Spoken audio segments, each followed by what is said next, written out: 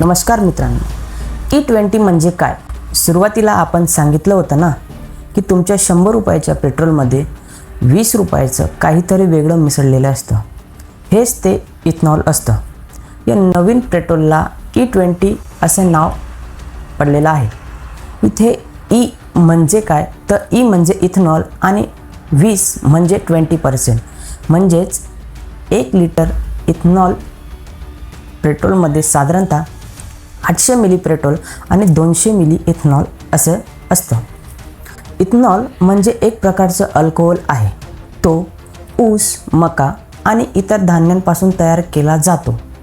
म्हणजेच तो जमिनीतून निघणारा पेट्रोलियम पदार्थ नाही, तर शेतीमधून मिळणाऱ्या उत्पादनापासून तयार होतो. 2014 मध्ये पेट्रोलमध्ये इथेनॉलचे प्रमाण 1.5% होते.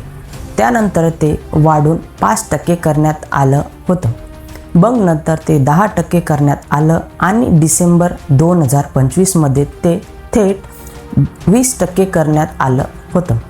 मग E20ची चर्चा अचानक का सुरू झाली? कारण काही लोकांच्या लक्षात आलं की त्यांच्या गाडीचा जो मायलेज आहे तो कमी झालेला आहे.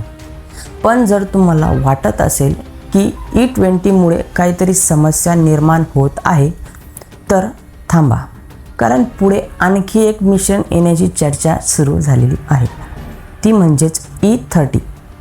म्हणून प्रश्न फक्त E20 कधी येणार हा नाही, तर खरा प्रश्न असा आहे की हे सगळं शेवटी कुठे थांबणार आणि हे ठरवणार कोण? तुम्ही की ज्यांनी गाडी सरकारच्या पेट्रोलवर चालते ते. धन्यवाद.